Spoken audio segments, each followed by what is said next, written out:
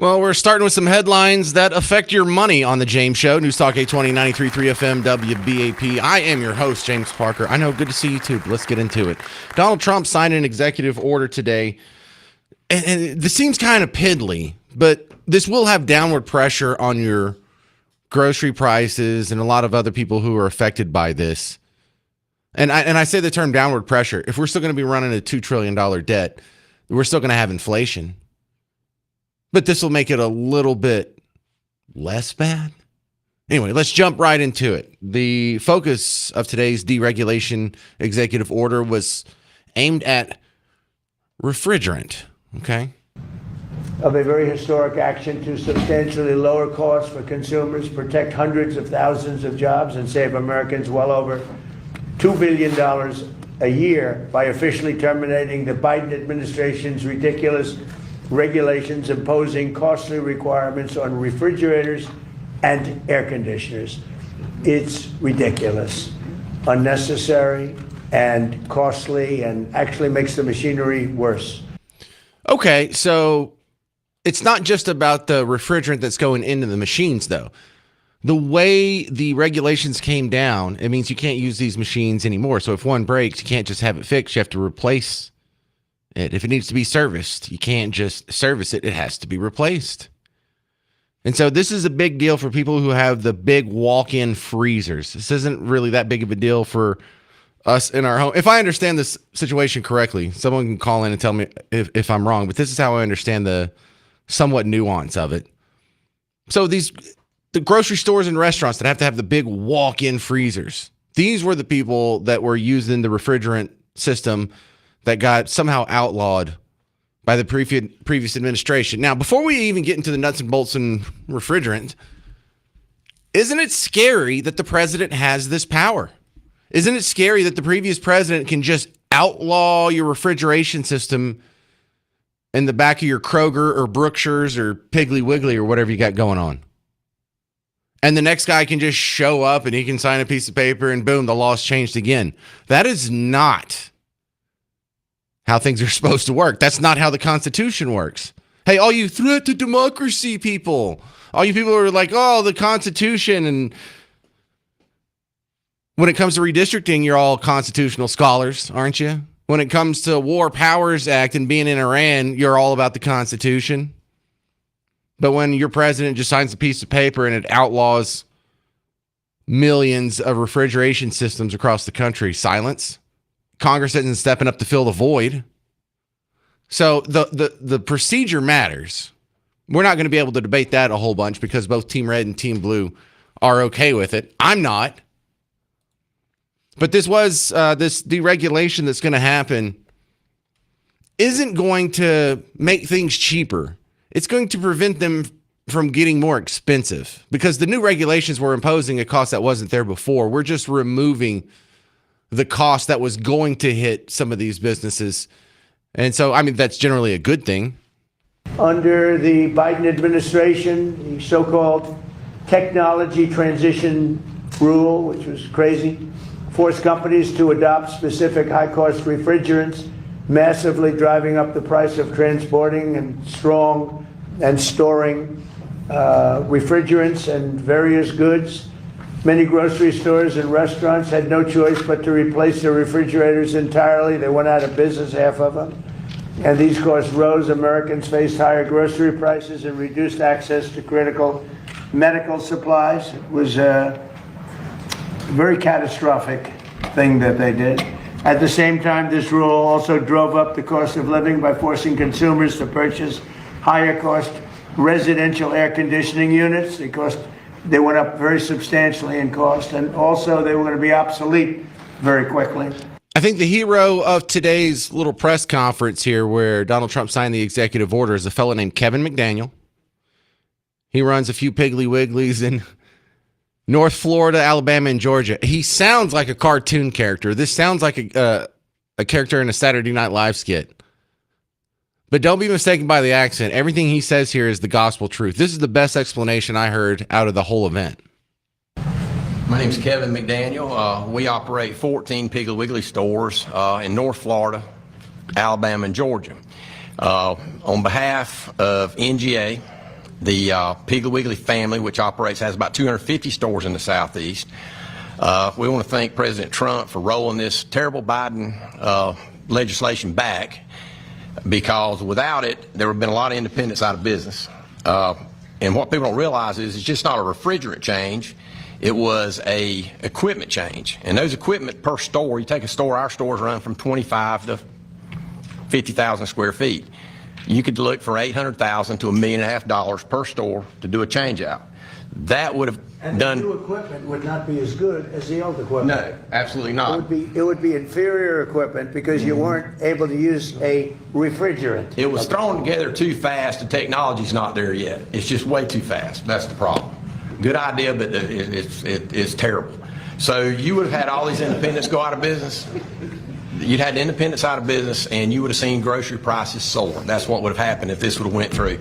President Trump, thank you very much on behalf of every independent in the United States. We cannot thank you enough for what you've done for us. Thank you so much. All right, so let's have an economics discussion real quick, because they're right, but this doesn't just apply to refrigerants. This applies to every regulation.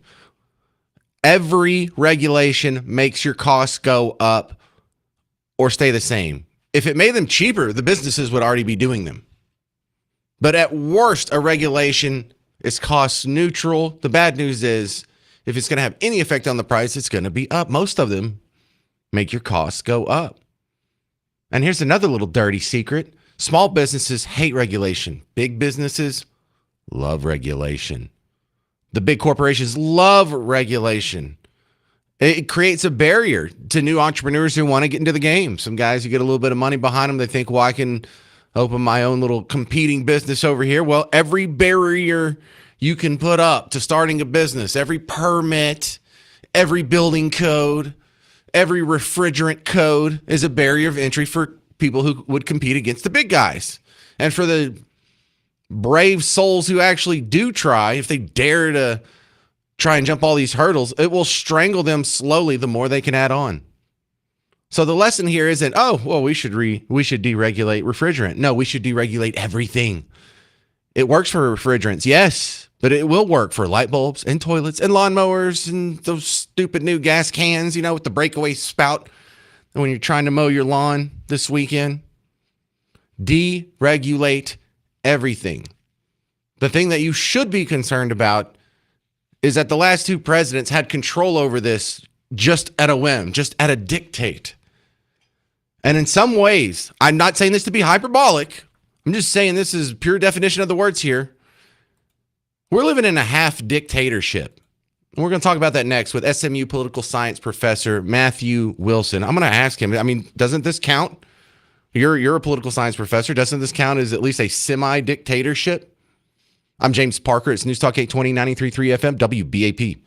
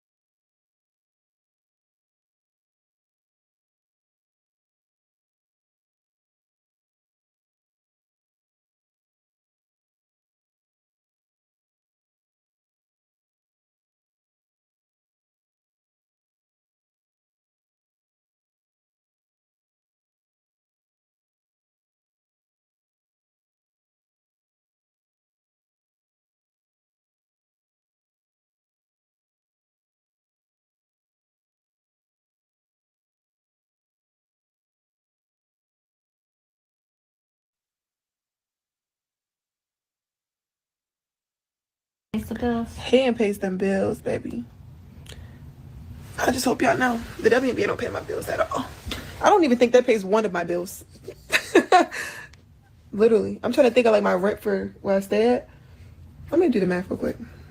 It might cover that. Yeah, it Is covers it- that. is It definitely it- covers that. What is my, I don't even know my salary. 74? Okay. Times, Here, I'll do it. yeah. I don't even know my salary. Does it? Let me see. You don't even. Yo! I'm living beyond my means. It's like. No, my rent is more than that. It's 8,000.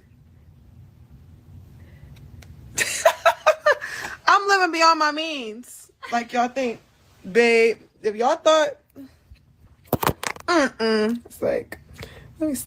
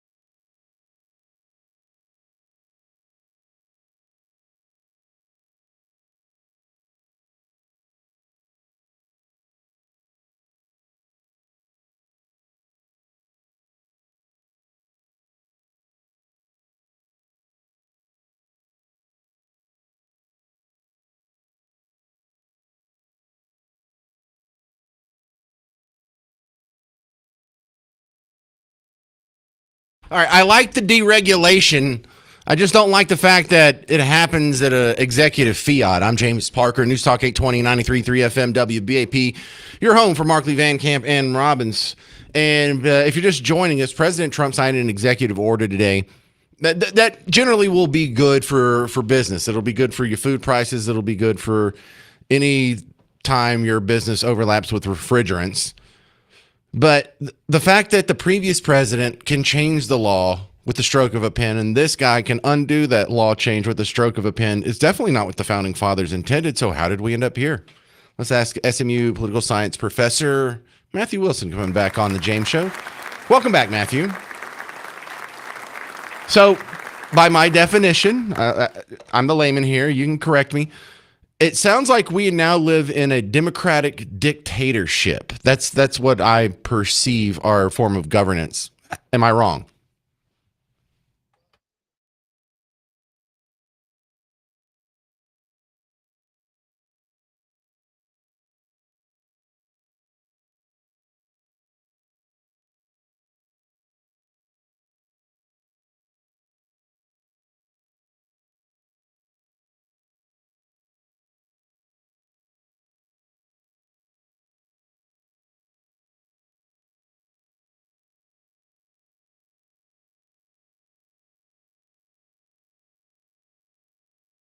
Well, on top of that, I find this frustrating because I don't think the founding fathers wanted the government to regulate refrigerant anyway.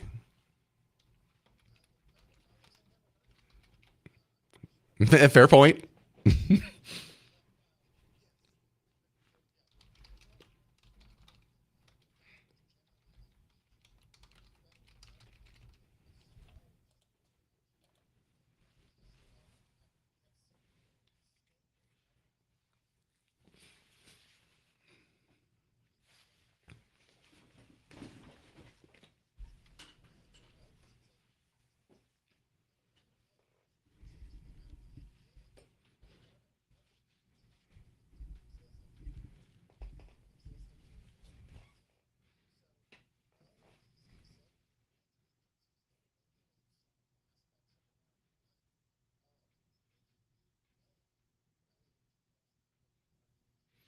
So why haven't the courts put a stop to this? That's their job, wouldn't you think? In the whole checks and balances triangle.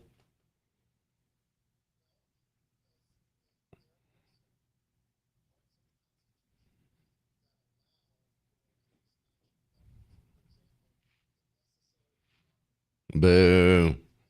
Yeah.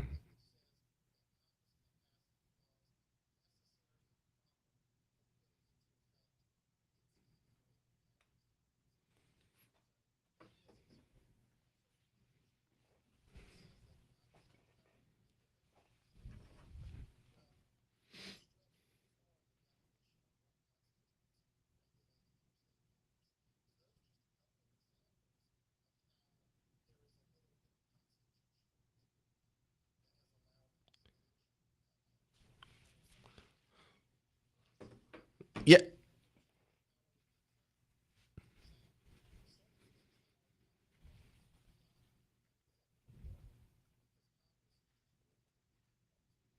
Well, Congress doesn't want to pick up the ball because they don't want to have to be voting on refrigerant because they're going to step on somebody's cattail. So they'd rather just stay out of it. And it's odd to see these people go through all this work to get in this position of power and then not defend that power when it's usurped by their neighbor branch.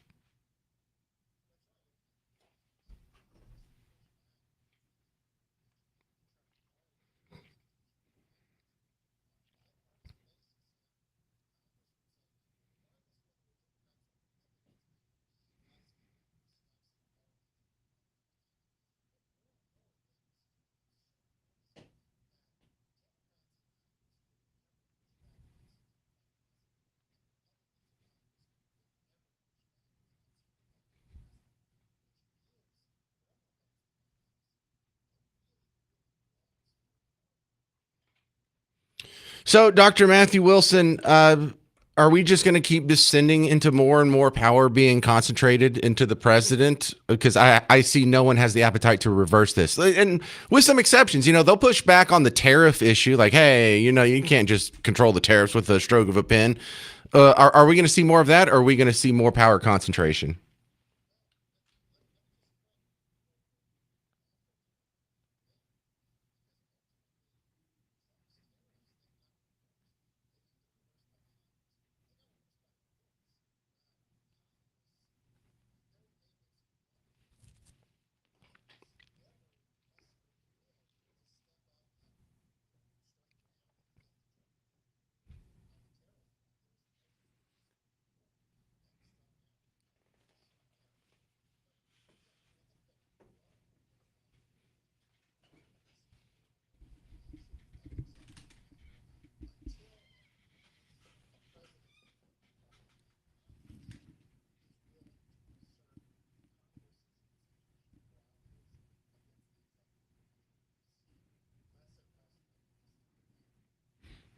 All right, Dr. Matthew Wilson of SMU. Good chat on the deregulation. Real quick before we get out of here, your thoughts on Trump finally endorsing Ken Paxton over Cornyn? I thought the timing on this was what made it interesting.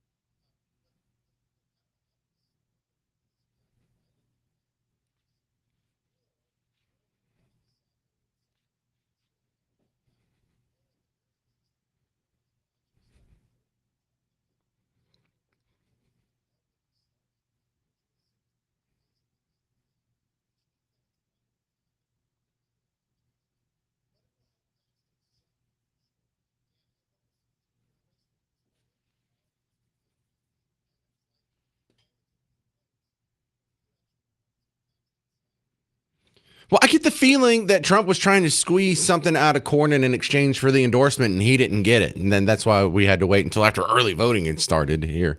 Is that your kind of spidey sense as well?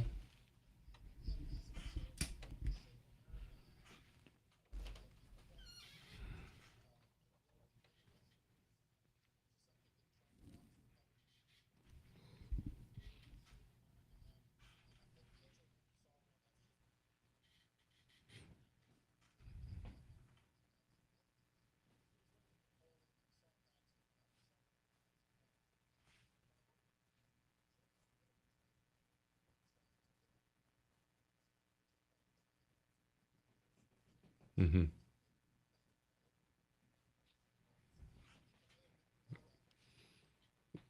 All right, Dr. Matthew Wilson, SMU. Appreciate it, sir. Coming up next, we're going to continue this economic discussion because the deregulation executive order from President Trump has kicked off a larger conversation like why stop at refrigerant? Keep that ball going. Isn't that what DOGE is all about? Isn't that what smaller government is all about? Isn't that what conservative limited government principles is all about? 800-288-9227. I'm James Parker on News Talk 820, 93.3 FM, WBAP.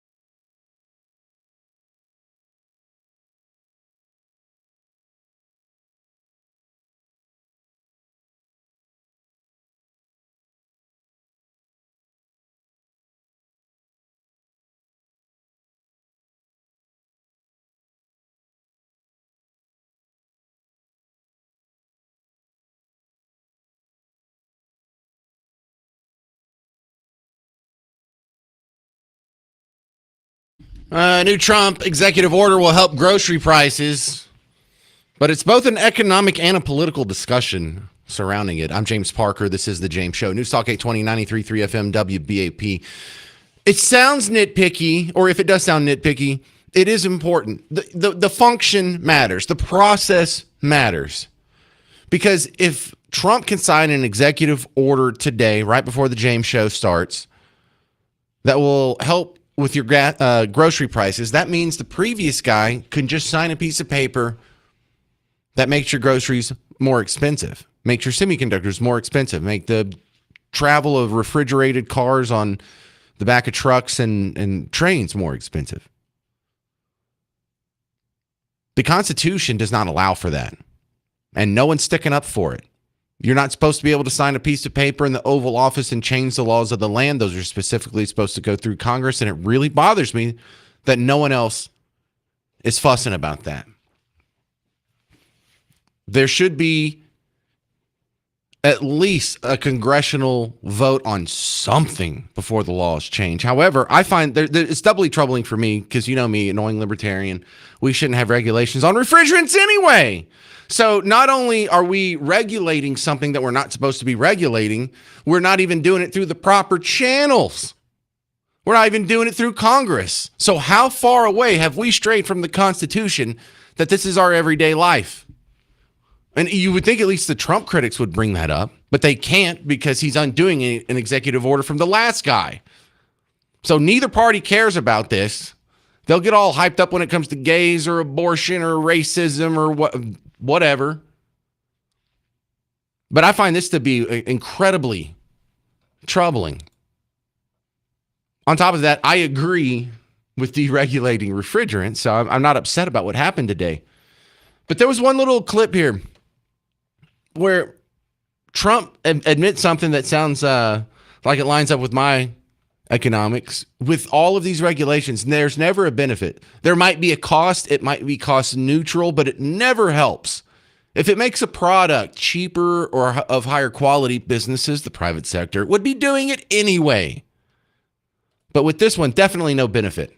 We're committed to fixing and really completely ending Biden's disastrous regulatory policies and delivering financial relief to each and every American, which is what we're doing. This was a tremendous burden, a tremendous cost. These people had to live with it, not only refrigerants, but a lot more. And it was making the equipment unaffordable. And the actual benefit was nothing. It just made it worse. It made life worse, and it made it worse, and it drove up costs tremendously. You know, I'm not saying he's wrong there. He's mechanically speaking, he's right. But this is another flaw with the idea that we were regulating it to begin with. Let's say the founding fathers were a bunch of thoughtless hacks and we should be regulating it. We should be regulating the refrigerant that is in the cooling system at the back of a grocery store from D.C., not from Austin, not from the county seat, from D.C. We have to have one size fits all solution for the entire country. Let's say it actually goes through the proper channels and goes through Congress. The hell does the people in Congress know about refrigerant?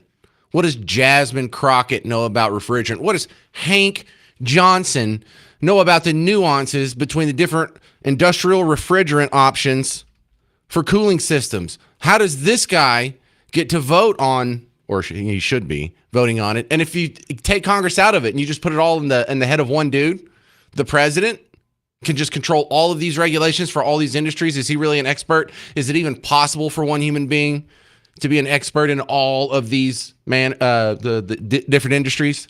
Healthcare, finance, education, industrial refrigerants. So even if you take the smartest guy in the world, impossible job. But what's in Congress? Not the smartest people in the world. Yeah, my fear is that the whole island will become so overly populated that it will tip over and capsize. I don't know. Did it capsize yet? 800-288-9227. 800-288-9227. Coming up next on The James Show, WFAA did something cool Chris Sadeghi did one of these little flashbacks from 50 years ago. And he highlighted a bunch of anti-nuclear protests that were happening in the 70s. And I'll be damned if it doesn't sound a whole lot like the data center protests now. Oh, you're going to like this. I'm James Parker. It's News Talk 820, 93.3 FM, WBAP.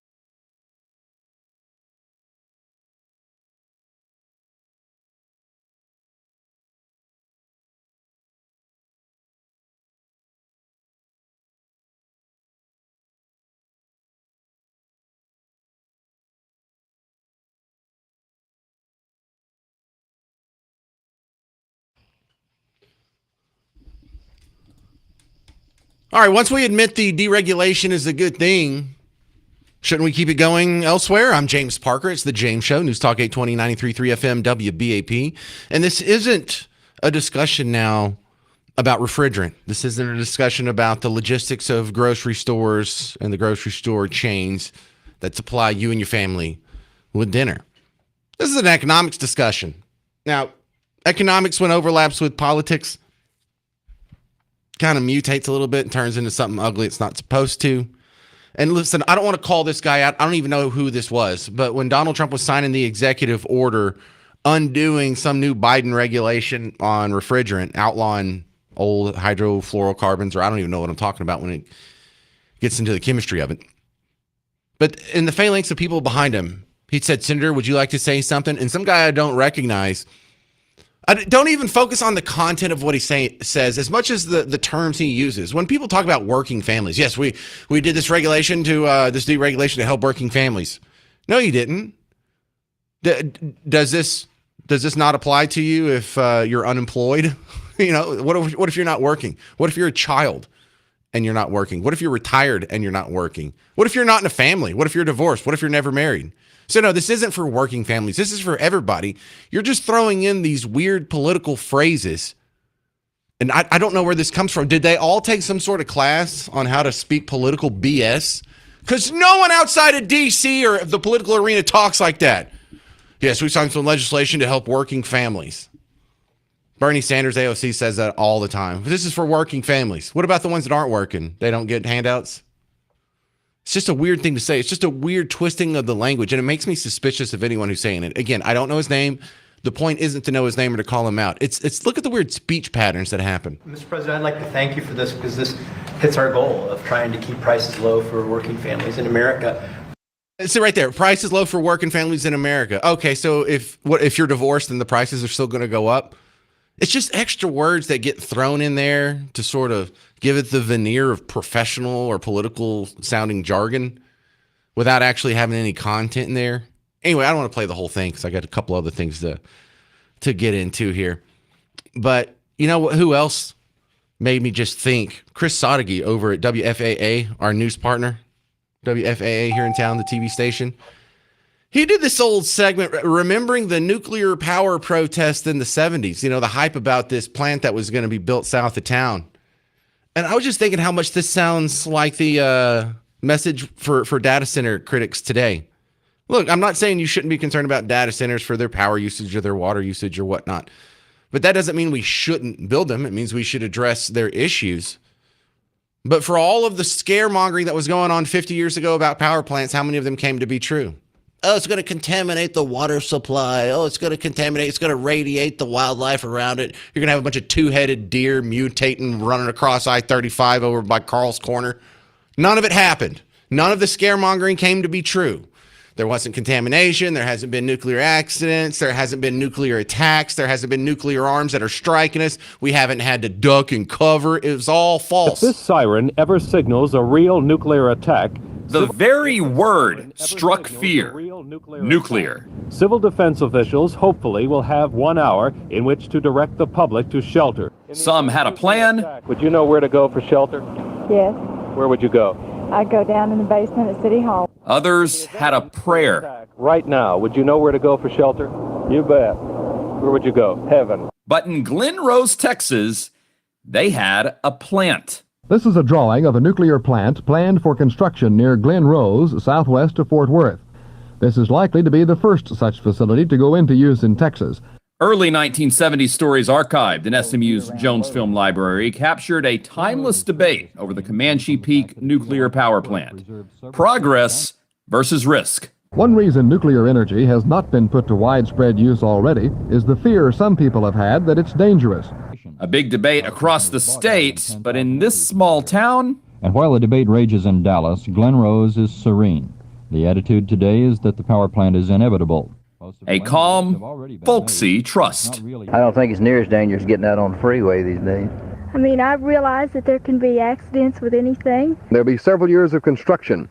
In fact, it'll be 1980 before any electricity comes from here.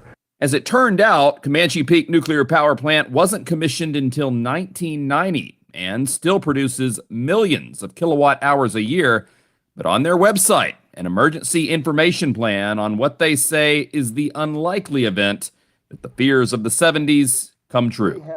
In Glen Rose, I'm Chris Soddy. No, that's a great report. You know, I don't remember that. I was born in the late 70s, so I don't remember anything in the 70s. But when you go back and look, there were a whole bunch of no more nuke protests back then. Yes, they were scared. They were scared both of the nuclear power. It could radiate you. It contaminate you. There could be an accident. There could be a meltdown. There could be a fire, and we'd never be able to put it out. And then also for the nuclear weapons and the nuclear war. How many of you grew up under duck and cover? Did anybody ever have to duck and cover once in your entire life? You heard duck and cover for the first time in the 60s.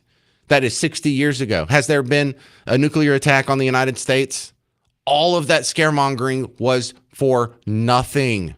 All of that scaremongering was 0% legit. You understand?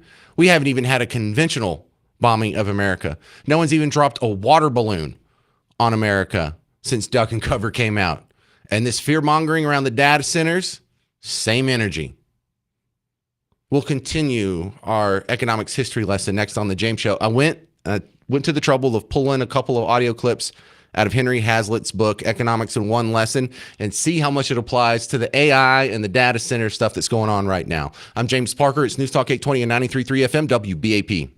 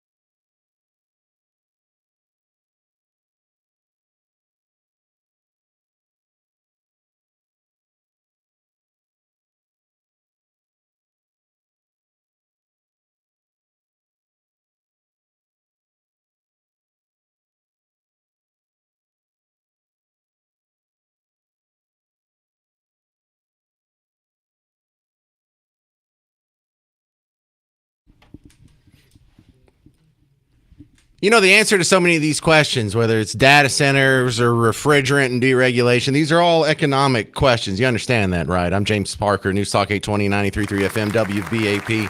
Oh, shut up, studio audience. You're a little late on that one. Explaining people off the ledge about data centers and really AI is the intangible nature of the product. If I put a hot dog factory in Granbury instead of a data center, you could see the hot dogs coming off the assembly line. If I would put a car factory, you could see them driving Chevy Tahoes off the lot. But since the product of data center is something you can't see, it's ethereal. It's just ones and zeros floating around in some wire on some disk briefly. I can't show you that that is creating something of value. I can understand how people see that a lot of people are going to lose their jobs from AI, because a lot of people are going to lose their jobs from AI. But is AI going to have a net negative on unemployment? No. Actually, the record of history, the record of economic history is pretty positive in that regard. Because the whole idea of machines being scary isn't anything new. We actually have a few centuries of this since the Industrial Revolution, when the British started doing cool things with steam. And all of a sudden they figured out, well, if I can make this machine, I can do the work of 20 men or 5 horses or however many people it takes to row this boat against the current up the Mississippi River. And it turns out the commerce and wealth that was created from that far offset the terrible jobs that it got rid of. Like when we talk about the jobs that the Industrial Revolution got rid of, these are jobs you don't want. You don't want to be mining for coal. You don't want to be picking crops. You don't want to be paddling some boat up the Mississippi. So I broke this down into 2 clips here from Henry Hazlitt's Economics in One Lesson. I told you to read the whole book. You didn't. That's okay. I didn't expect you to. I'm not here to give you homework. I'll go do the work for you and hand it to you on a silver tray. So this first one's not very long, but the next clip's going to be kind of long. Just addressing this whole idea that the machines are scary. So when we talk about, the new cotton gin or the new harvesting combine or the new factory that can make socks, it's the same thing with AI. This is going to make the individual exponentially more powerful. It will cause job loss in certain industries, but not overall. Among the most viable of all economic delusions is the belief that machines on net balance create unemployment. Destroyed 1,000 times, it has risen 1,000 times out of its own ashes, as hardy and vigorous as ever. Whenever there is long-continued mass unemployment, machines get the blame anew. This fallacy is still the basis of many labor union practices. The belief that machines cause unemployment, when held with any logical consistency, leads to preposterous conclusions.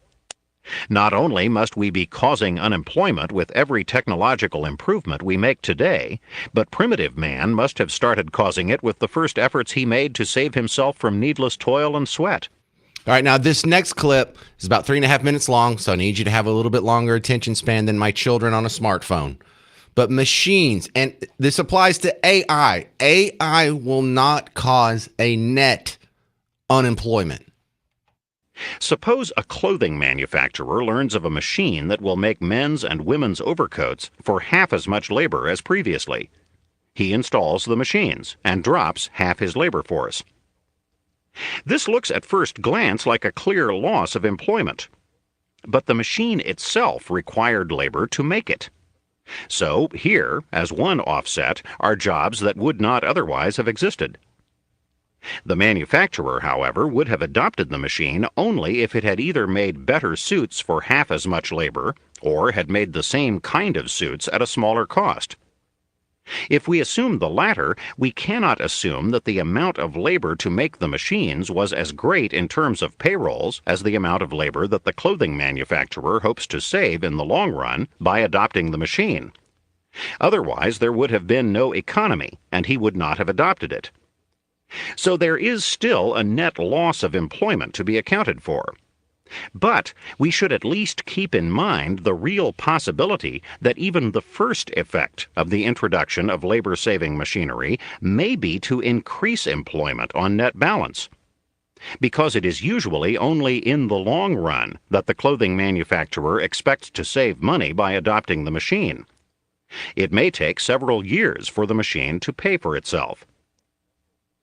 After the machine has produced economies sufficient to offset its cost, the clothing manufacturer has more profits than before.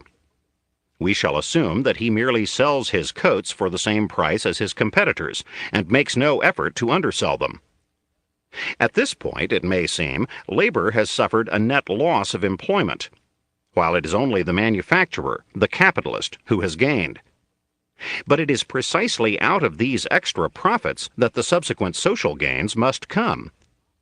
The manufacturer must use these extra profits in at least one of three ways, and possibly he will use part of them in all three. 1. He will use the extra profits to expand his operations by buying more machines to make more coats. Or 2. He will invest the extra profits in some other industry. Or 3. He will spend the extra profits on increasing his own consumption. Whichever of these three courses he takes, he will increase employment. In other words, the manufacturer, as a result of his economies, has profits that he did not have before. Every dollar of the amount he has saved in direct wages to former coat makers, he now has to pay out in indirect wages to the makers of the new machine, or to the workers in another capital-using industry, or to the makers of a new house or car for himself, or for jewelry and furs for his wife.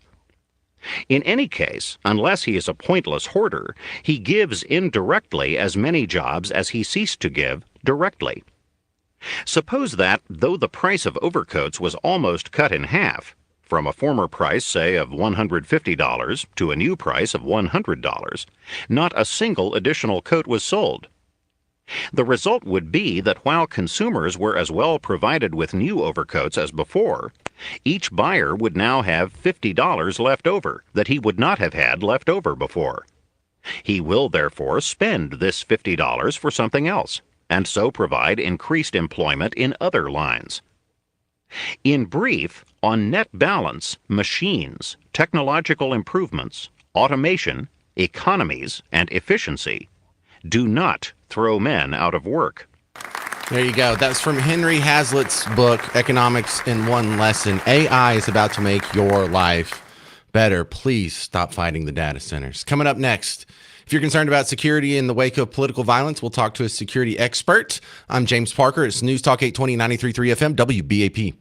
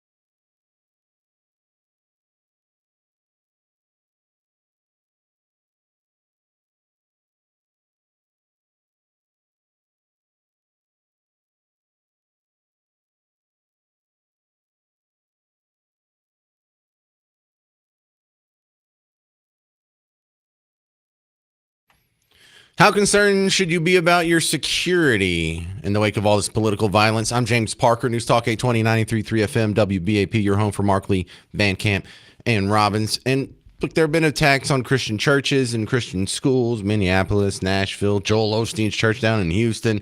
We've had some attacks on synagogue, the most recently one being 3 months ago in Michigan. And now we had an attack on a mosque over the weekend, so it looks like no one's getting spared here. My next guest is Vincent Martinez, security expert, former Green Beret. Welcome back to the James Show.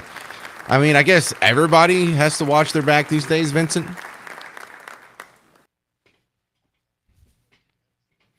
Well, at least no one's going after the atheist yet. They seem to be escaping any kind of...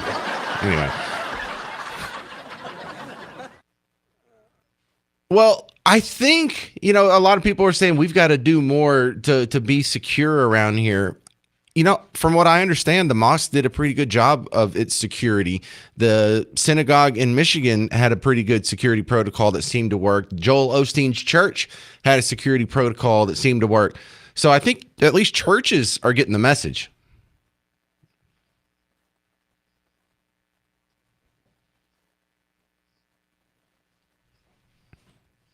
SOP.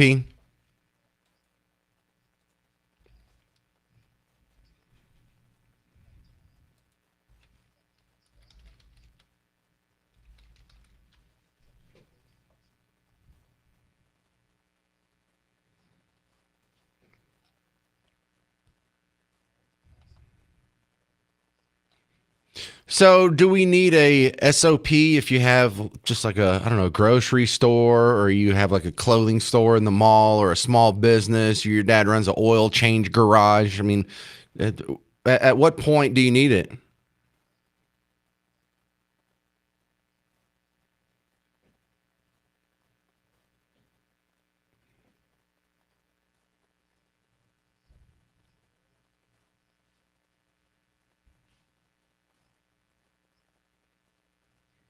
Well, how do we seem to be doing such a poor job with schools then?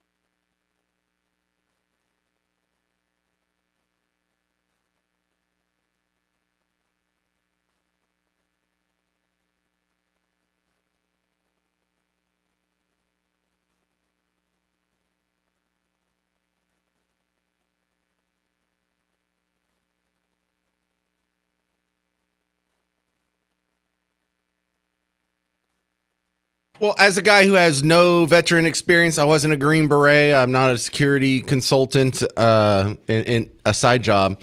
But I would say the first thing you need to have covered if you're worried about security is put up cameras everywhere. It's so cheap. It's so easy. And just compared to what it was 10, 20 years ago, so cheap and so easy to do.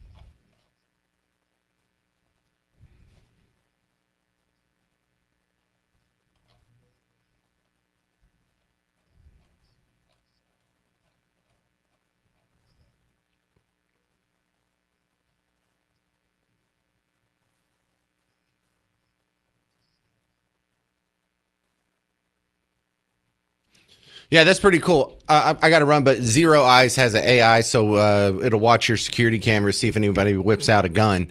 That's got to be pretty cool. I bet you we're going to hear stories about mass shootings that are being prevented by stuff like that pretty soon. Thank you very much, Vincent Martinez. Appreciate your expertise, and thank you for your service. You can find more of him. Is this your website, zeroeyes.com? All right, good stuff. All right, coming up next on the James Show, we're going to continue the top headlines of the day because I'm not done with this economic discussion here. Trump deregulated refrigerants. We have some other things going on with AI and data centers, and I think these are all connected. We'll continue that conversation next on the James Show. News Talk 820, 93.3 FM, WBAP.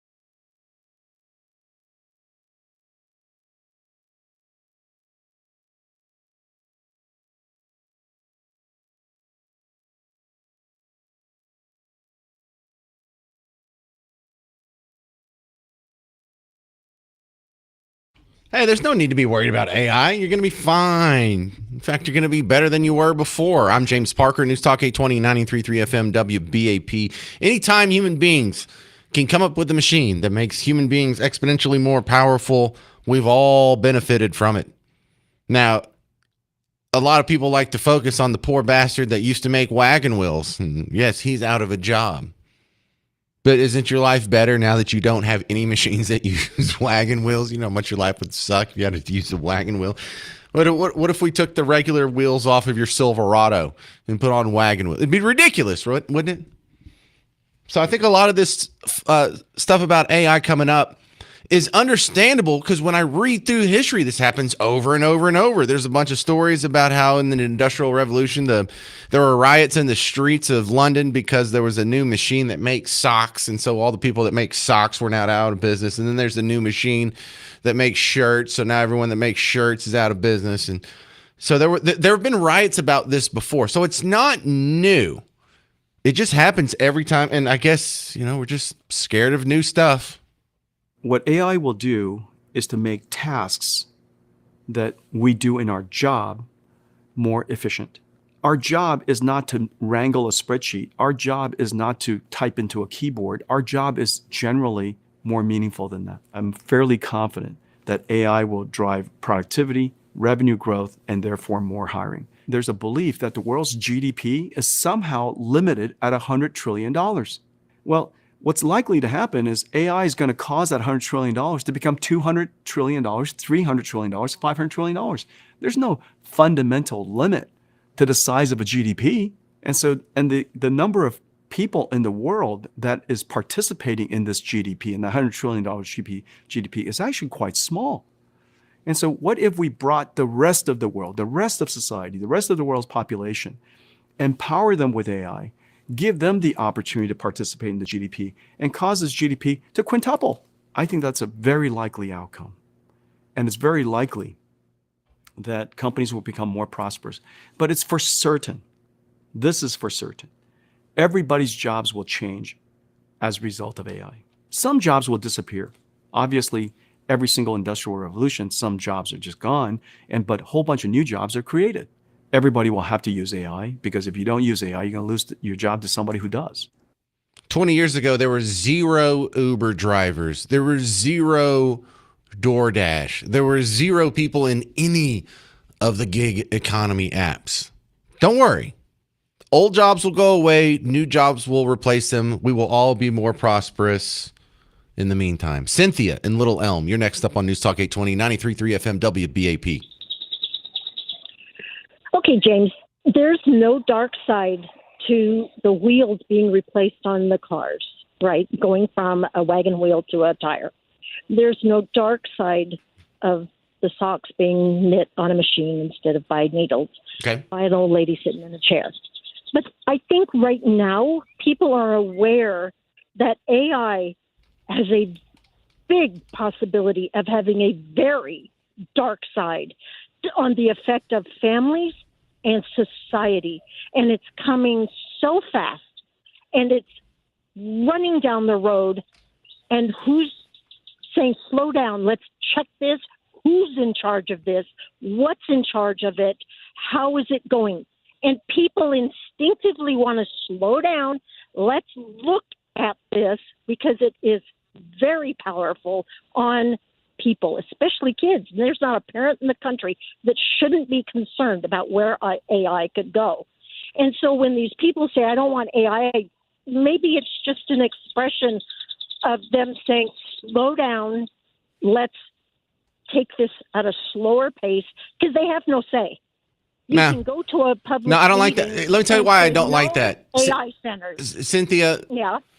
Why slow down? There is no advantage in slowing down. If you slow down, we're in a foot race against every other society on Earth. And so if we slow ourselves down, is China going to pass us? Is Russia going to pass us? Is India going to pass us? Is the UK or the European Union, are they going to pass us? Who's not ahead of it? I understand that. I understand. But I want to see who's taking control. Is it Quality Look, people Cynthia, don't be are scared. the Don't. dark side of the internet I know. doing this. Dark side. Listen, what I listen, mean? Cynthia. The cool thing. There's a cool meme where you take a picture side by side of the Wright brothers, Orville and Wilbur, with their nappy little wooden plane where they had the first test flight at Kitty Hawk. Next to that, you see Neil Armstrong on the moon. Those two pictures are taken about 60 years apart. We went from being a flightless species to flying all the way to the moon in 60 years. Why get in front of that train? Why not just take this as far as it can go, as fast as it can go? Would we have been better off if it took us 200 years to get to the moon? Would have been better off if it took us 200 years to the moon, but the Soviets beat us there and the Chinese beat us there and everyone else beat us there? No, we need to step on the gas. I understand the fear that comes from this is a new technology, and every generation that has to face new technologies goes through this. So I don't fault anyone for being apprehensive about new technology, but you have to push through that because history teaches you that's the better course. Does that make sense? My problem, yes. Okay. And I understand what you're saying, and I completely agree. But I want to know who's pushing this. Well, who is it? China pushing it on them? Let me ask you this, Cynthia from Little Elm. Then our AI can get in. That's where I want to know. Okay, so who's behind all these mega data centers? Well, can I ask you some personal questions? I'm just kind of running out of time here. Yeah. Did you vote for Trump? Yeah. Yes. How do you feel about Bernie Sanders and AOC? Oh, I know. I know. Doesn't it give you a little pause? Pause? I quiver. I am going, what in the world? But I never thought I'd have RFK on my side either. That's a good point. That's a good point. RFK is what? Well, Cynthia, I know you're cool because I think you knew the soundbite I was about to play. For other people who don't know what me and Cynthia are talking about, she's heard this on the James Show before. Congresswoman Alexandria Ocasio-Cortez and I understand what is at stake. That is why today we are announcing legislation to impose a moratorium on the construction of new AI data centers until strong national safeguards are in place to ensure that AI is safe and effective. So, that bother you that you sound like them? Yes. Yeah. It yeah. very much. Fair enough. Look, how can I have the same apprehension because Cynthia, right? Twice a day. Right. I'm apprehensive too because in the local story that we're doing about whether we should demolish Dallas City Hall, I think of course we shouldn't. And then there's a whole lot of people who are helping me out with like these studies and these stories and these facts that they're sharing with me, but they're striding Bernie bros and they want to save City Hall too. And yeah, it causes me a little bit of pause there, but good discussion there, Cynthia in Little Elm. Coming up next on the James Show, let's talk about that. Let's talk about the City Hall situation because there was some big meetings last night and the movement to save Dallas City Hall. I think it might fail, but we're going to give it a go. I'm James Parker. It's News Talk 820 and 93.3 FM WBAP.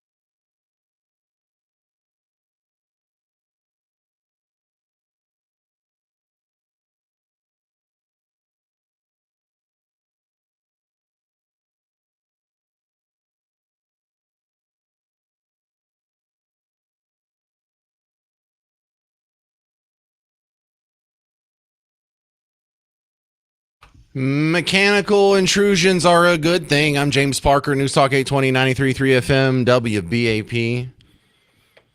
I don't know who has to teach you to be scared of new technology or if it's just an instinct. Because I will admit that every time the new technology rolls out, people gripe about it. And it's in the history books. I was talking about like in the 1700s and 1800s when the Industrial Revolution was rolling out all these machines that were replacing all these laborers, and it was farm workers, and it was factory workers, and it was textile workers, and people who used to sit there and run a loom all day now have some mechanical loom that's making the blankets 20,000 times faster and cheaper and whatever. But even in your own lifetime, do you remember how everyone hated cell phones at the beginning? That's about the first big technological jump I remember. I remember walking down the mall in Bug Tussle, which is not much of a mall, but it's what we got. Shut up. And I remember the first time. Do you remember the first time you saw someone in public just walking down the hallway of the mall using a cell phone? What were people saying? What is he doing? He thinks he's so important. What are you talking about that's so important? You can't wait until you get home, or you can't wait till you get back to the office. You can't wait till you get back to a phone. You have to talk about it now. You're just doing that because it's really expensive and you want people to know how rich you are. That's all. You're just showing off. There's nothing that you're talking about that's so important that you have to be on the cell phone in the middle of the hallway of the mall in front of God and everybody. Now we're all doing it. But there was a natural reticence to it, right? Cell phone, totally unnecessary. Blah, I don't need that. Internet, what's that for? I don't need email. What's that for? Just pay my bills with a check. Blah. Now what does that sound like? Remember the Randy Travis song, Going Back to a Better Class of Losers? I need my friends who don't pay their bills on home computers and they buy their coffee beans already ground. Now, if you pay your bill on a home computer, I think you're old. So pay it on your cell phone. Why are you waiting until you get to your desk? And so I think AI is going to be like that. In 10 years, we're all going to be so rolled up in this, it's going to be silly that we ever push back on it. That's what I think. Good James in Royce City. You're on News Talk 820, 93.3 FM, WBAP. Hey, James, I just wanted to comment on this whole topic. I think, there's an old saying, a rolling stone gathers no moss. And, technology, it's going to keep growing. It's going to keep building every single day. And we want the best technology in the United States. And, heck, we have the best technology in the United States because China and every other country has been stealing it from us for years. But I think that AI is right alongside with, look at how AI started, very little was used, and now everybody has it on their phones. It's, you buy a new cell phone and it's built in, it's integrated into it now. And, but I think that AI, private companies that make, the new technology, that make the new cars, anything that's been made new by private companies has always been spot on, amazing, and it grows and gets better over time. But when the government starts stepping in on these types of things, that's when there should be some pause for some concern, because that the government, just when they get their hands on it, it just starts to go downhill from there. So once the government starts saying, hey, you have to use this AI for teaching or for submitting your taxes or for submitting, it's going to be it's just going to be a very slippery slope at that point. Understood. All good points. Thank you very much. That's James in Royce City. Squeezing another one. This is Bo in Oakley. You're on News Talk 820, 93.3 FM, WBAP. Hey, love your show, man. Thank you. I'm all for these AI centers. I live out here in Oakley, which is right between Red Oak and Ovilla, and they're having a big to-do about no data centers, and we've already got several of them here, but my only problem with them is buying up the dang farmland to put an AI center. I'm not real keen on that. Kind of like they did those solar farms out on 67 going south. Why not? Just huge fields that used to be farmland. Mm-hmm. And they put all the dang solar panels up there. Are we out of farmland? And now they're going to have to take them down because they're not doing anything. Are we out of farmland? No, not yet. But if we keep going at the rate we're going, eventually our kids will be. What's your evidence for that? Well, look at how much farmland we used to have back in the, say, 60s and 70s versus what we have now. Are you saying we have less? And the fact that the government subsidizes farmers is even worse. All right, so Bo, I'm kind of running out of time, so I'll quit with the little coy questions. Actually, we use less farmland than we did 50 years ago, even though our population has almost doubled in this country. We get so much more per acre that we require less farmland every year to supply our growing population. And this isn't just an America thing. When they've started, the big one was India. When they finally started using tractors and whatnot, and these higher methods and industrial strength fertilizer and modernizing, we've taken out giant swaths of farmland to feed the biggest population Earth has ever known. And I love that because, like the Earth Day and the environmentalists were all predicting that 100 million people will starve from famine by the year 2000 because we will outgrow our agricultural production capabilities. And here we are, fatter than ever. I'm James Parker. It's The James Show. News Talk 820 93.3 FM WBAP.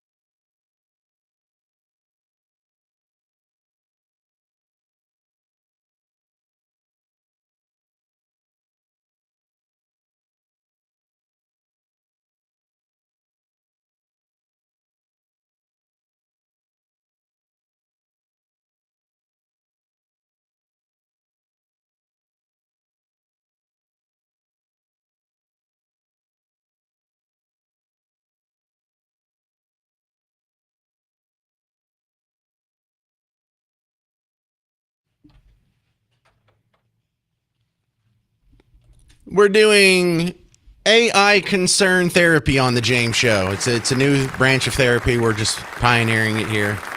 News Talk 820 93.3 FM WBAP. I am your host, James Parker. Not afraid of AI. Recognizing some patterns here that new technology usually gets some sort of social pushback. And it's not because we're idiots and it's not because we're scared of our own shadow. It's the most normal thing in the world. In fact, it's a pretty good preservation instinct. If you've been going the first 62 years of your life with no AI in it whatsoever, it's kind of hard to convince that person that AI is going to be an integral part of the world going forward, or it needs to be an integral part of the world going forward, because they have 62 years of evidence that it doesn't need to be the next big thing. So I get it. But let's not use that very understandable and common human instinct, because throughout history it's been proven wrong over and over and over. You were wrong to be scared of the cotton gin. You were wrong to be scared of the steam engine and the steamboat. You were wrong to be scared of the car, the self-propelled vehicles. Like, I don't trust that, or runaway cars. I trust my old horse here. I know his name, can pat his butt when he gets in a funny mood. Can't do that with the car. Well, y'all are all wrong. You were all wrong about computers. You're all wrong about personal computers. You're all wrong about cell phones. You were all wrong about smartphones. You were all wrong about Uber. Are you just going to get in a car with a stranger that has absolutely no training or licensing or company behind? Just some dude pulls up in a Toyota Corolla and you jump in? And that's the most normal thing in the world, isn't it? AI is going to be the same way. Relax. It's cool. You're being very undude. Ann in North Richland Hills, you're on News Talk 820 93.3 FM WBAP. Hi. I don't know if it's like everybody's afraid of it. I believe that like a lot of people, there's no, how would you say, controls over it. It's just like when new things come out. Yeah. It's kind of interesting. It's kind of great. Like when Facebook came out and everything, where everybody was putting all their information in it, then all the information got sent out. People are going to lose their jobs. Yeah, none of this rings with me. I don't get the need that, oh my goodness, we're scared. It doesn't ring with you, but there are people who are losing their jobs right now, and those people need to be retrained. But nobody's going to retrain them. No, they don't. Well, look, you're running into about 4 different economic fallacies that I find very frustrating. Number one is the idea that I don't think they're fallacies. I mean, well, can I explain myself? Tells you, you know what, your job in 3 years is most likely going to be gone. All right, let me explain. So first off, the idea that something is scary because it's not regulated, I find that tiresome, because it hasn't borne out to be true in economic history. In fact, things have gone far better while they were unregulated. In fact, and the things go south the more the government gets involved. If you're a free market capitalist, you are celebrating that it's so unregulated, because there is nothing that is slowing its growth. You know, when we started the technology for the internet, one of the base technologies on an infrastructure level that we use to send our ones and zeros over transmission lines across the continent is TCP/IP. And the government developed that in the late 60s, kind of early 70s. And they regulated it, and they didn't share it with the outside world until the 80s. And then when the private sector finally got to do something with it, we almost immediately started connecting everything and coming up with the proto version of what became the World Wide Web. And so when I was a kid, you would log on to someone else's computer, and there wasn't a World Wide Web, but you could get on the internet. You could get on a node to where you could get to this computer that could get you to another computer that gets you to a whole span of outside computers. And World Wide Web just sort of simplified that for everybody. But things develop faster when they're deregulated, when there's not a lot of government oversight. There's not a lot of government oversight when it comes to your television. And look at how much better and faster and cheaper and high quality it has gotten over the last 40 years. You bought a TV in 1990 that was 27 inches and it cost you $2,000. You bought a TV 2 years ago that was 70 inches and it cost you $400. So deregulation is fantastic. Not regulation something in the first place is fantastic. Uber and Lyft were able to work out the kinks and become their own industry because they got it all worked out before the regulations came in. And all the regulations do is cement whatever's in place and creates barrier to entry for competition. Have you noticed that Uber and Lyft were able to go out there and build this whole empire of ride sharing before all the Austins and the Seattles and the San Francisco started regulating? And once the cities and the states and counties started regulating, have you noticed there's not another ride share company that's popped up to compete with them? That's not an accident. That's how it works every single time. You want it to be unregulated for as long as possible. For infinity, you want it to be unregulated. Your eye surgery is something unregulated. It's not covered by Medicare or Medicaid. It's considered an elective procedure, so government hasn't really dug into it. And it's gotten better, it's gotten cheaper, it's gotten faster, and the quality, everything's about it has gotten better. Same thing with most plastic surgeries. Since they're elective, they don't get as regulated as the life-saving stuff. No. You don't want it to be regulated. In fact, the second it starts to get regulated by the government is when it starts to suck. So no, not only am I not fearful of data centers and AI doesn't have regulation on, I'm celebrating it. 800-288-9227, 800-288-9227. I hope it stays unregulated as long as possible. Have you never met a libertarian before? Coming up next, we're going to talk about the economic impact of AI, data centers, and Trump rolling back Biden's refrigerant policy with Bill Dindy, a personal finance expert here in town. I'm James Parker. It's News Talk 820, 93.3 FM, WBAP.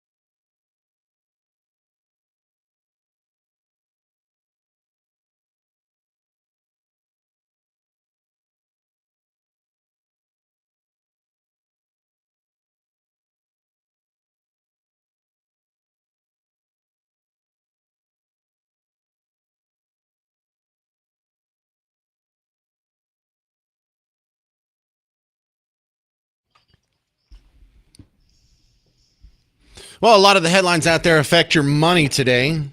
Let's run it by a financial advisor. I'm James Parker, News Talk 820, 93.3 FM, WBAP. Your home for Mark Lee Van Camp and Robbins. My next guest is Bill Dindy.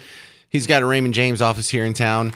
And one of the things that is being hyped about this Trump executive order today is that it will have downward pressure on any number of products that rely on certain refrigerants. So you think grocery stores, number one. You probably think food processing.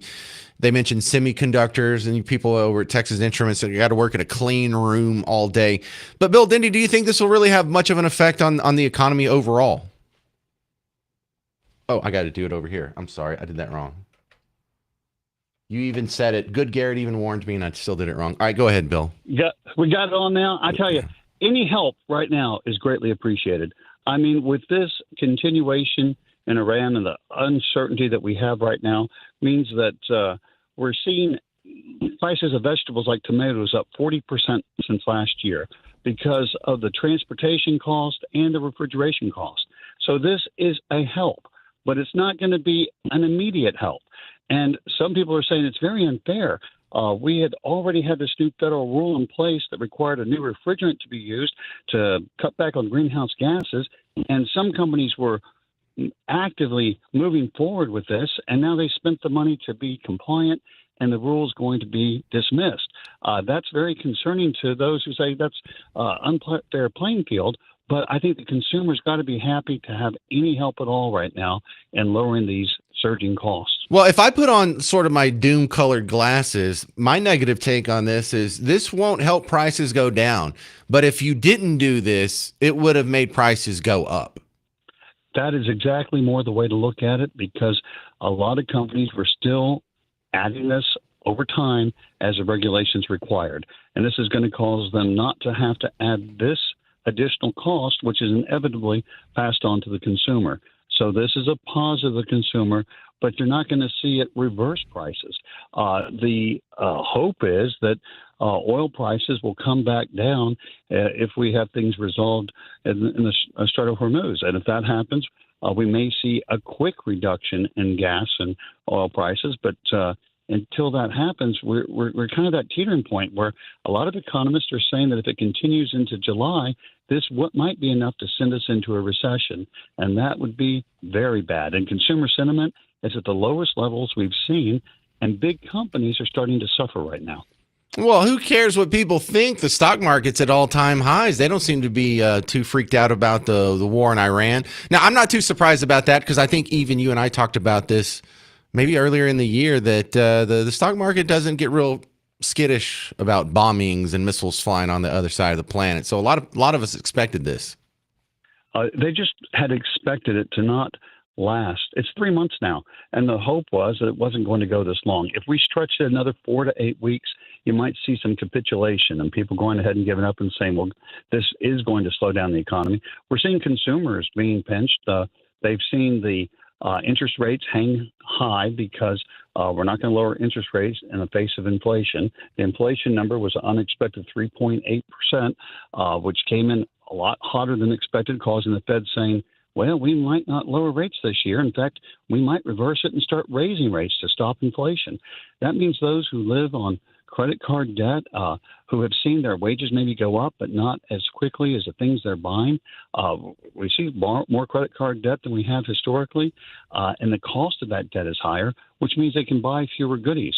And as the consumer is unable to consume or feels uncomfortable because they're sentiment consuming, it will eventually impact Wall Street. Right now, Wall Street is very optimistic, and if the war ends quickly, we're probably going to have a lot of people celebrating and have that move up. But if we continue and things escalate or get beyond the region, we can have that final capitulation where people are saying, well, gosh, this is going to move throughout the entire economy, and we'll start to see that on Wall Street as well as in our own homes. So far, we're almost halfway through 2026. As far as years to retire, is 2026 a good year to retire? 2026 for a lot of people may be a fine year to retire because they feel like their 401ks are larger than they've ever been. Their retirement accounts are larger because, as you said, even though we're not the highest point, we're still very close to all-time market highs. The returns for this year are very positive. Over the last 3 years, people have seen their portfolios grow considerably. And at the same time they're moving into retirement with these higher portfolios, interest rates, because we're afraid to lower them, are still higher than what they've been for most of the last 20 years. And so we're able to get that fixed income portfolio. And a lot of retirees go from their stocks to fixed income, to the CDs, to the bonds, and the rates are reasonable right now. So for those who choose to take the annuitization on their pensions and 401k, the annual guarantee is higher because of the rates that are being used for calculating those returns. So this can be, for a lot of people, a great year to retire because of those factors. But in the face of that is the uncertainty on inflation going forward and the cost of living. And for some people, I've had them say, I can retire, but it feels really foolish to give up a good paying job to enter an uncertain future.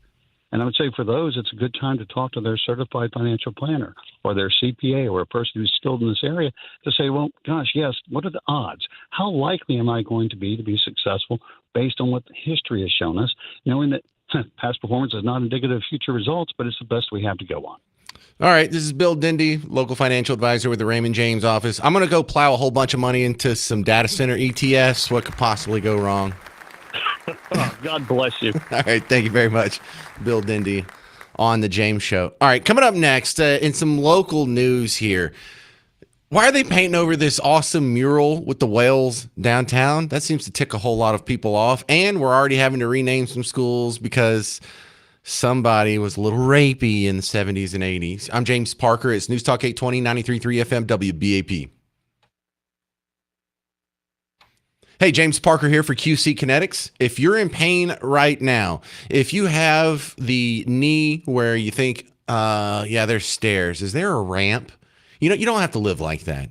You can go ahead and put your body back together and go back and not have to worry about your little ambulatory shortcomings. Go to QC Kinetics, have a free consultation, and find out if this space age technology can work for you. It just uses your own body's biological healing powers, concentrates them, puts them where your body needs it, and speeds up the healing process. It's something your body naturally did when you were a kid and your teenager, maybe even into your 20s, but you just don't repair the way you used to, and QC Kinetics can help you with that. So take advantage of the free consultation, find out if it's right for you. No surgery, no downtime, no drugs, no stitches. You go in, it takes about a half hour, and you can even drive yourself home when you're done. So it all starts with you making the first step. Call 972-972-8610. 972-972-8610.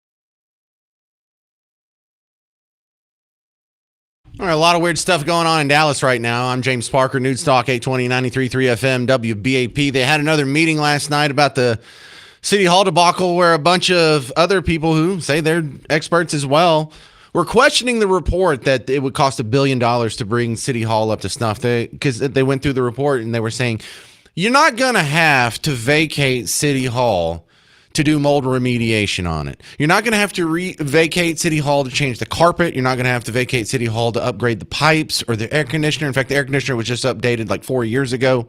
You're not going to have to vacate City Hall to put a new roof on City Hall.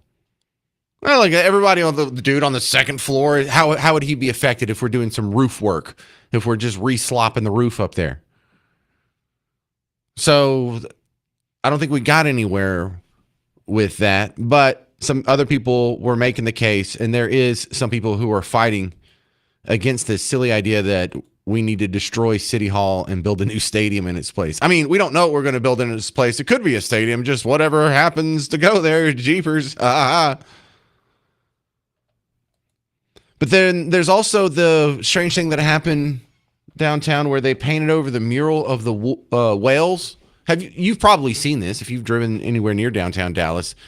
The big parking garage that's behind a Renaissance Tower, the tower that has the little Argyle X's up it.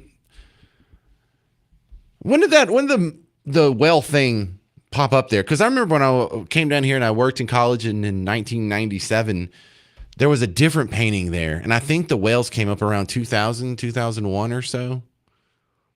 But now they started painting over it, and the explanation we've gotten is, well, this is for the World Cup. And what? Why? I don't get it. New details about a brewing controversy in downtown Dallas where a beloved mural's been covered. Through a spokesman, the building's owners now say FIFA organizers asked about covering the whale mural back in March, and they were told the artist had already been notified. Now, the artist denies that claim, which is contributing to the public outrage. The North Texas FIFA Organizing Committee held a meeting today, and they were confronted by Katie Cusick and Joshua Hurston, the students leading a petition against the change. The seniors at Booker T. Washington High School are setting up a meeting to create more works of art in the city.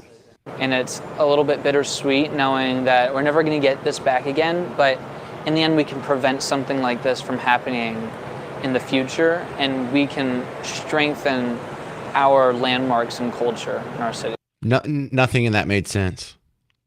How would you prevent that from happening in the future? Yeah, well, we're just going to take some action now to where people 20, 30, 50 years from now will be like, hey, I want to paint over that mural. Nope. There's these kids at some local high school had an initiative 50 years ago. You can't paint over that. It doesn't make, why would you paint over that to begin with? Oh, well, the World Cup people asked that they were going to. There's a whole bunch of buildings that don't have giant murals on them. If you want to throw up a mural somewhere. So it wasn't the building's owner that did it? It was someone else that's renting that space from the building's owner? Well, if that's the case, then buy Wells. If that was my building, give me the money. We're not losing anything if we don't have a whale mural. It was nice to have it, but it's not really that big of a deal. We also have another weird controversy over in Fort Worth, where they're having to rename some schools because Cesar Chavez was a little rapey back in the day. Fort Worth ISD's Board of Trustees has voted to rename Cesar Chavez Elementary School.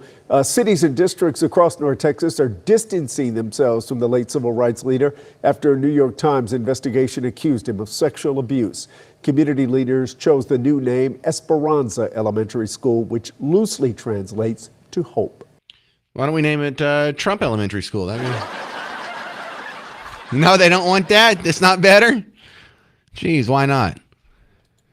Also, Deep Ellum had another shooting. The media wants you to help look for the suspects, but they don't want to give you any tangible, non-changeable details about the subject. They just want to tell you about the color of their shirt. Dallas police, they need some help finding two people seen running from the scene of a shooting outside of a Deep Ellum club. You can see the two people. One of them is dressed in a gray top, the other in a blue top. 5 people were hurt in that shooting on Cinco de Mayo. They're recovering now. If you recognize those two folks, give Dallas police a call. You could have described their race. You could have described their hair. You could have described something that's like an immutable trait. What are the chances that if you go on a shooting spree on Deep Ellum, here it is, Thursday of the next week, and you're still wearing the same shirt? Is that a 0% chance? I mean, it's got to be pretty close to 0% chance possibility they haven't changed their shirt since they were squeezing off rounds and accidentally bumped into 5 of your neighbors in Deep Ellum on Saturday. Is this really helping? Is this really helping the community? Why would you leave the race out? Oh, that's right, because you're empathetic and you don't want to stain and perpetuate a stereotype. But you realize you're harming that community, right? The people that are shooting people in that community would be better. It'd be better for that community if they were off the street, and you're not helping get them off the street because you want to what? Virtue signal that you're one of the good guys. You really think you're in the right on that? You really think you're doing ethically, morally speaking? You think you're doing the right thing by describing the guy's shirt and not the human beings themselves out of some sort of?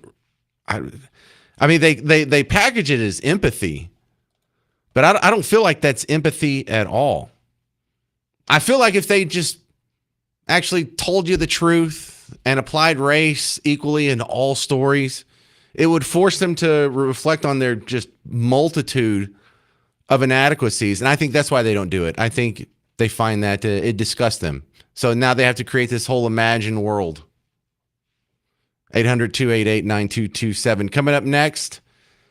So that guy that was busted for having the sex party prostitution event center thing up in North Dallas, he spoke with WFAA yesterday, and I don't think he did his case very good, but as gross and weird as it is, I'm not sure it should be illegal.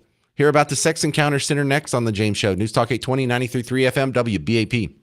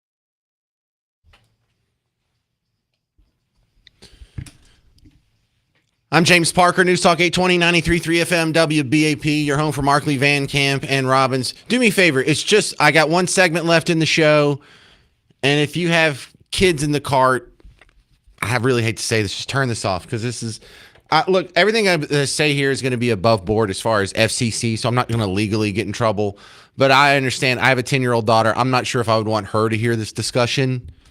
So I know it's not, in a business sense, a good thing to do to tell you to turn the channel. But if you got younger kids in the car, I would recommend it. Because I have an update to a story that for us adults actually does pose an interesting gray area discussion here. There was a guy who got arrested. I mean, more than one person got arrested. But the guy who owns the joint that got raided, what was this, about a month ago? They had a place where you would pay $35 and you could go in and just whatever happens, happens. Now, whatever happens usually included adult things like that, but also adult things like drugs. They caught a whole bunch of weed there. I don't know.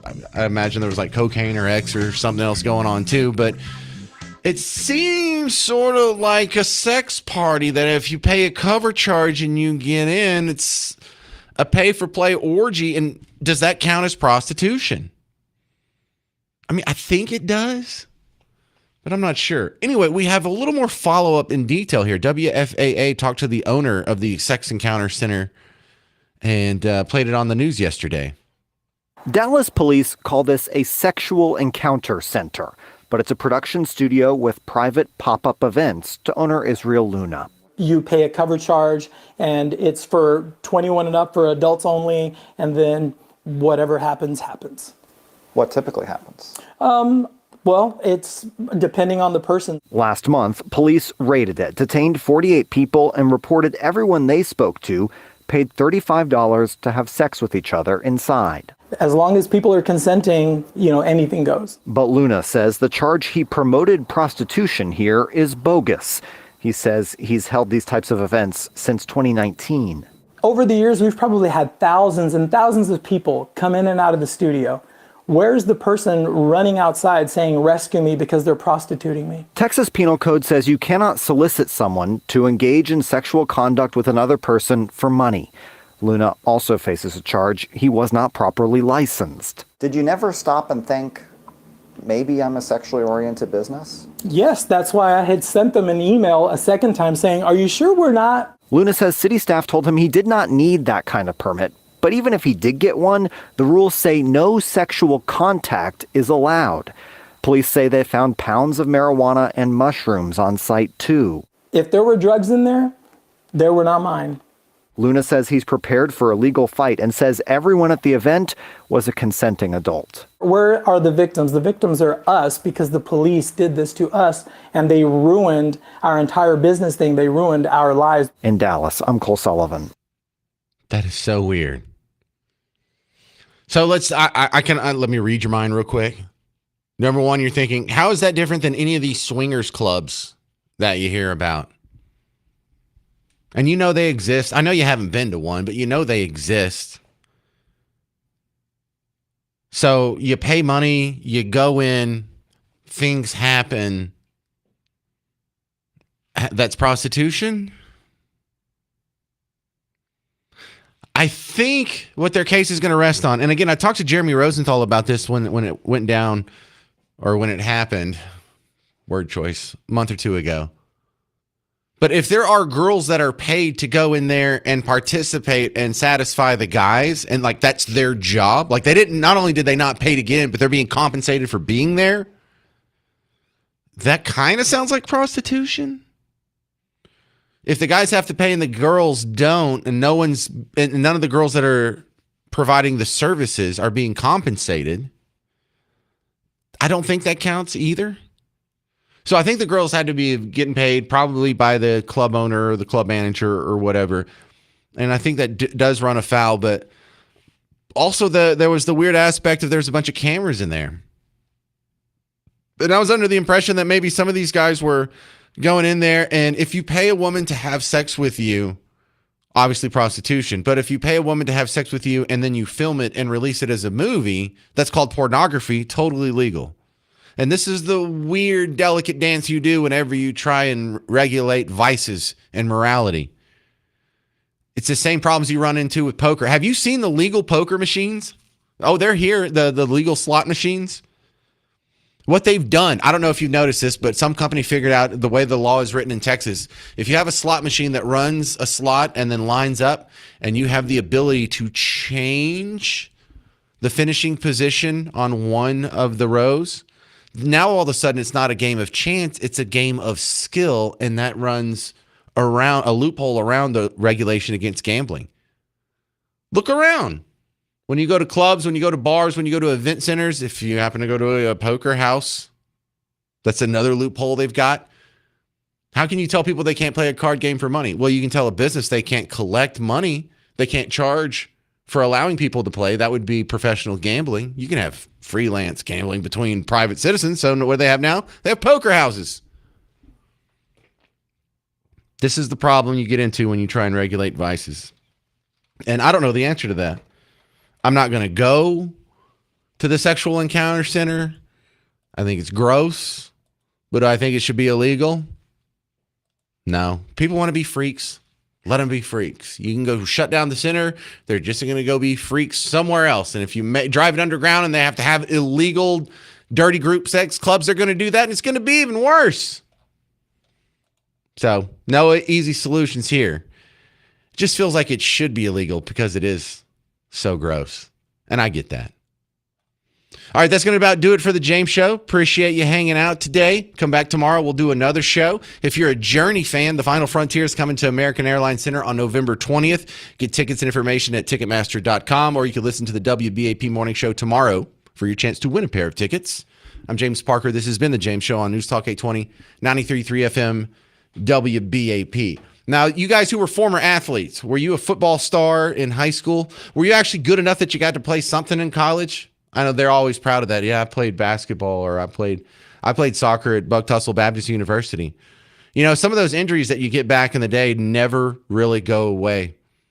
I used to work with a guy who boogered up his knees in high school. And in his late 30s, early 40s, he discovered QC Kinetics and it worked for him. Maybe you should try it out. Maybe you should get your old athletic self back. Now, you're still not going to be able to run a 4.7 40, but you don't have to run around in pain all day.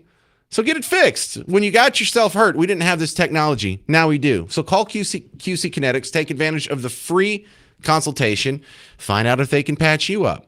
Give them a call, 972-972-8610. Call QC Kinetics right now. Get that knee patched up, 972-972-8610.